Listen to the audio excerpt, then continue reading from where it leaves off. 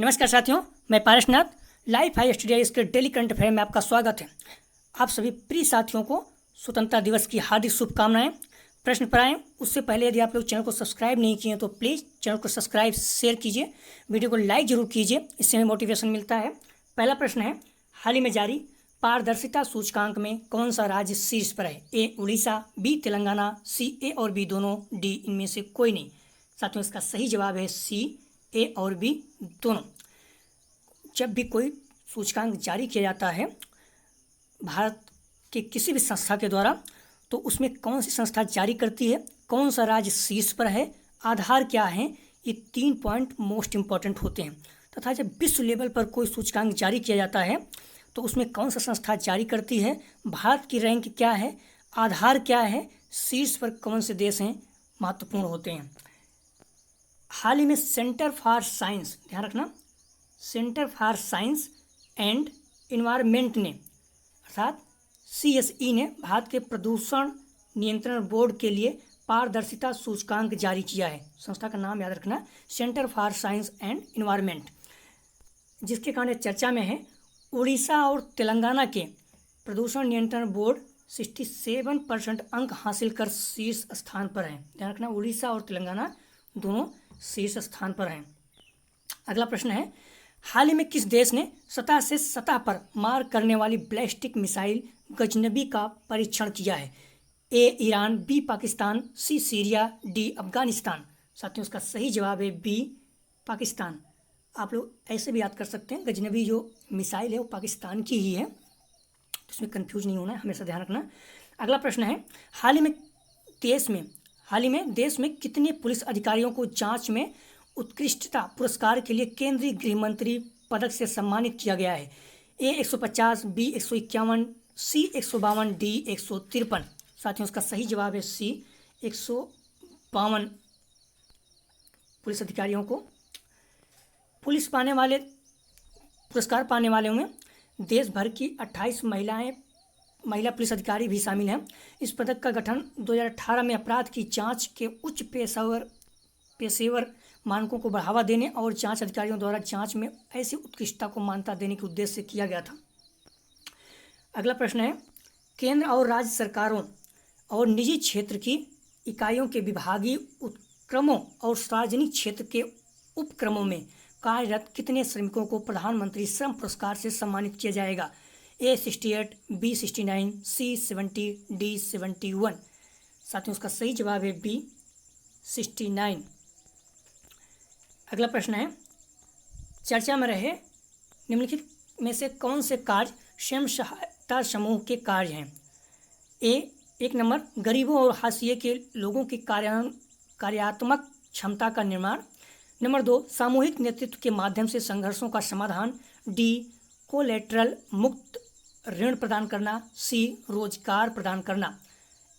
नीचे दिए गए कोड का प्रयोग कर सही उत्तर चुनिए। ए केवल 1, बी केवल 1, 2, 3, सी केवल 2 और 3, डी 1, 2, 3, 4। साथियों, उसका सही जवाब है बी 1, 2, 3। अगला व्याख्या देखते हैं। हाल ही में प्रधानमंत्री ने आत्मनिर्भर नारी शक्ति से संवाद कार्यक्रम के माध्यम से महिला स्वयं सहायता समूह के सदस्यों से बात की, जिसके कारण यह चर्चा में है। अगला प्रश्न है, हाल ही में किस राज्य ने संकटग्रस्त ग्रेटर एडजुटेंट स्टार्क अर्थात सारस को GPS ट्रैकर के साथ टैग करने का निर्णय लिया है? महत्वपूर्ण है। ए उड़ीसा, बी राजस्थान, सी बिहार, डी हिमाचल प्रदेश। साथियों, उसका सही जवाब है सी बिहार।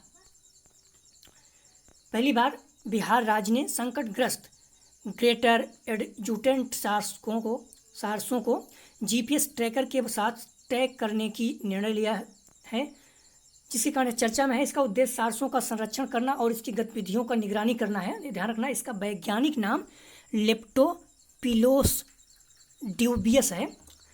इन्हें स्थानीय स्तर पर गरुड़ के नाम से जाना जाता है। अगला प्रश्न है, निम्नलिखित में से कौन सी पारिस्थितिक सेवाएं आर्द्र भूमि द्वारा प्रदान की जाती हैं? एक नंबर, प्रदूषकों की समाप्ति। 2 नंबर, बाढ़ को कम करना। 3 नंबर, भूजल रिचार्ज और डिस्चार्ज। 4 नंबर, तट रेखा संरक्षण। नीचे दिए गए कोड का प्रयोग कर सही उत्तर चुनिए। ए केवल 1, बी केवल 2 और 3, सी केवल 1 और 3, डी 1 2 3 4। साथियों इसका सही जवाब है डी। मैं पिछले वीडियो में बता चुका हूँ, इस तरह छोटे छोटे कई कथन दिए हों तो उसमें ज़्यादातर सारे कथन सही होते हैं। आप लोग कभी इस तरह से प्रयोग कर सकते हैं, ना आता हो प्रश्न और करना ही है तो। अगला प्रश्न है, चर्चा में रहे भारत के चुनाव आयोग के संदर्भ में निम्नलिखित कथनों पर विचार कीजिए। इस आयोग की स्थापना भारतीय संविधान के अनुच्छेद 324 के तहत की गई। नंबर 2, वर्तमान में इस आयोग में एक मुख्य चुनाव आयोग और 2 चुनाव आयुक्त शामिल हैं। नंबर 3, 1989 में संसद के एक अधिनियम के माध्यम से ECI को बहुसदस्यीय निकाय बनाया गया था। उपयुक्त में से कौन सा कथन सही है? ए केवल 1, बी केवल 1 और 3, सी केवल 2 और 3, डी 1 2 3। साथियों इसका सही जवाब है डी 1 2 3, अर्थात सारे कथन सही हैं। भारत का चुनाव आयोग भारत में संघ और राज्य चुनाव प्रक्रिया के प्रशासन के लिए जिम्मेदार एक स्वायत्त संवैधानिक प्राधिकरण है। ध्यान रखना, स्वायत्त संवैधानिक प्राधिकरण है, ये भी प्रश्न पूछा जाता है। चुनाव आयोग की स्थापना संविधान के अनुसार 25 जनवरी 1950 को हुई थी। अनुच्छेद 324 के पर्यवेक्षण, निर्देशन और नियंत्रण के लिए चुनाव आयोग की नियुक्ति का प्रावधान करता है। अगला प्रश्न है, हाल ही में चर्चा में रहे निम्नलिखित कथनों पर विचार कीजिए। 1, भारत में 50 माइक्रान से कम मोटाई वाले पॉलीथीन बैग प्रतिबंधित हैं।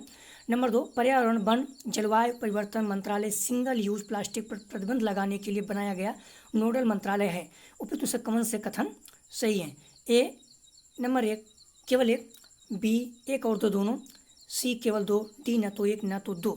साथियों इसका सही जवाब है बी 1 और 2 दोनों कथन सही है।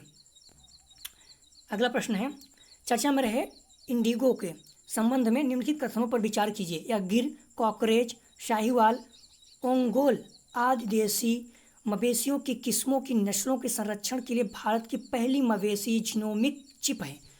नंबर 2, इस स्वदेशी चिप को IIT कानपुर द्वारा विकसित किया गया है। उपयुक्त में से कौन सा कथन सही है? ए केवल 1, बी 1 और 2 दोनों, सी केवल 2, डी न तो 1 न तो 2। साथियों इसका सही जवाब है ए केवल 1 कथन सही है, 2 गलत है। सेंसेंटेक्स से जुड़ा हुआ प्रश्न है, महत्वपूर्ण है, इस तरह के प्रश्न अक्सर पूछे जाते हैं। निम्नलिखित कथनों पर विचार कीजिए। यह एक निष्क्रिय अवस्था में है जो गहरी नींद जैसी होती है। इस अवस्था में शरीर का तापमान कम हो जाता है और श्वास और हृदय गति धीमी हो जाती है। नंबर 3, इस प्रक्रिया को ध्रुवी भालू, रोटेट्स और चमगादड़ों में देखा जा सकता है। उपरोक्त कथन किस जैविक प्रक्रिया का वर्णन करते हैं? ए एस्टिवेशन, बी क्रोमिच, सी लैंगिक विरूपता, डी हाइपरनेशन। साथियों इसका सही जवाब है डी हाइपरनेशन। इस तरह से अक्सर जो बर्फ़ के आसपास रहते हैं ध्रुवों पर, वो बहुत ज़्यादा अपनी ऊर्जा को कम करने के लिए, बचाने के लिए इस अवस्था में आते हैं, क्योंकि उनके शरीर की तापमान कम हो जाता है और गति धीमी हो जाती है, तो उन्हें कम ऊर्जा की ज़रूरत होती है।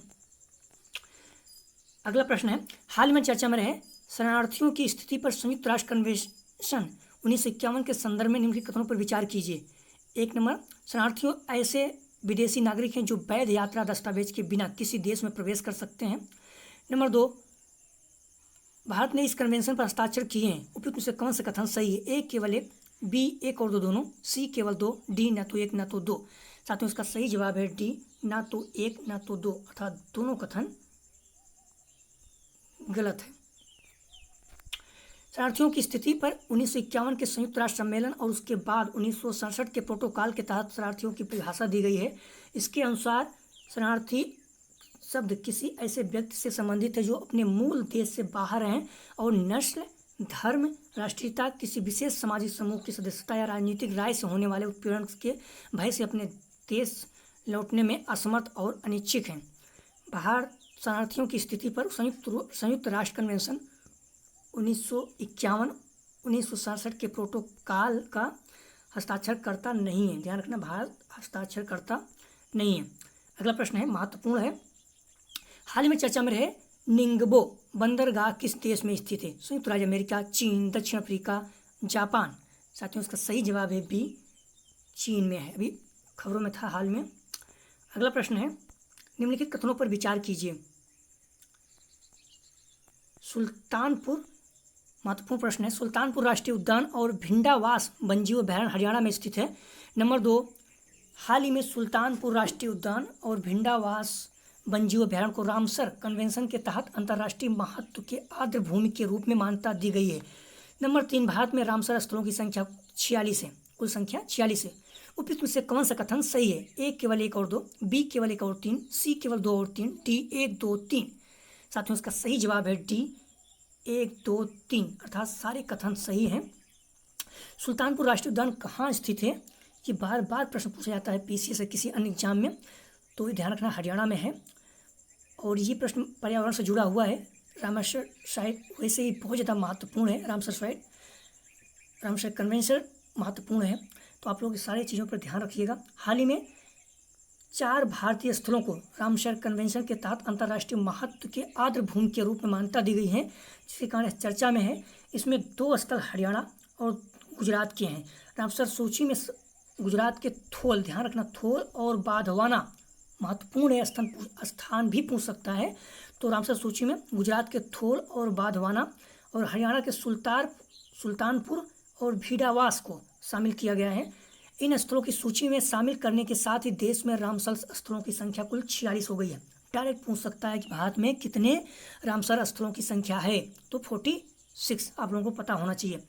अगला प्रश्न है, हाल ही में चर्चा में रहे किस बैंक पर आरबीआई ने 1 करोड़ रुपए का जुर्माना लगाया है? सहकारी रोबो बैंक यूए, बी महिला विकास कोऑपरेटिव बैंक, सी ए और बी दोनों, डी इनमें से कोई नहीं। साथियों इसका सही जवाब है ए, सहकारी रोबो बैंक यूए। बैंकिंग विनियमन अधिनियम 1949 के प्रावधानों और आरक्षित निधियों के हस्तांतरण के संबंधित निर्देशों के उल्लंघन के लिए जुर्माना लगाया गया है, जिसके कारण चर्चा में है। साथियों कल के प्रश्न हैं, कई लोगों ने सही जवाब दिया, आप लोग जवाब जरूर दिया करें, मोस्ट इंपॉर्टेंट है। यूपी SSC पेट को ध्यान में रख के अक्सर ये प्रश्न रखे जा रहे हैं। निम्नलिखित में से कौन नैनो यूरिया लॉन्च किया? साथियों उसका सही जवाब था ए, इफ्को। अगला प्रश्न था, संजाओ 12 क्राउड मिशन किस देश का मिशन है? साथियों इसका सही जवाब था सी, चीन। अगला प्रश्न था, हाल ही में खबरों में रहा थीटू द्वीप कहाँ स्थित है? कैस्पियन सागर, प्लास्टिक सागर, बाल्टिक सागर, अंडमान सागर, दक्षिण चीन सागर। साथियों उसका सही जवाब है डी, दक्षिण चीन सागर। आज के प्रश्न है, आप लोग जवाब जरूर दीजिएगा, महत्वपूर्ण प्रश्न है। हाल ही में खबरों में रहा बन्नेरघट्टा नेशनल पार्क किस राज्य में स्थित है? कर्नाटक, बी गोवा, सी केरल, डी उड़ीसा। साथियों ये प्रश्न सेम टू सेम IAS में आ चुका है। बन्नेरघट्टा नेशनल पार्क किस राज्य में स्थित है? तो आप लोग ध्यान रखना, उसमें मैच वाला था, कई दिए हुए थे, तो ये भी था। ग्लोरी ऑफ इंडिया अवार्ड 2020 किसने जीता? खुशहाल कौशिक, संकेत सिन्हा, सी पुष्पेंद्र बनर्जी, डी नामिता चौधरी। अगला प्रश्न है, WHO के अनुसार भारत में पाया गया कोविड-19 के BU.1.617.2 वेरिएंट किस नाम से जाना जाएगा? Alpha, beta, gamma, delta. साथियों अभी UPSC एग्जाम कराई थी, उसमें ये प्रश्न आ चुका है इस तरह के, थोड़ा सा रूप बदल के। तो आप लोग ध्यान रखना, इस तरह से जो भी कोरोना संबंधित वेरिएंट नए नए नाम हैं, अल्फा, बीटा, गामा, डेल्टा, महत्वपूर्ण हैं। अगर UPSC अर्थात IAS में पूछा जा सकता है, तो किसी भी एग्जाम में पूछा जा सकता है। साथियों यदि आप लोग चैनल को सब्सक्राइब नहीं किए तो प्लीज़ चैनल को सब्सक्राइब और शेयर कीजिए। वीडियो को लाइक जरूर कीजिए। वीडियो देखने के लिए धन्यवाद साथियों, आपका दिन शुभ हो।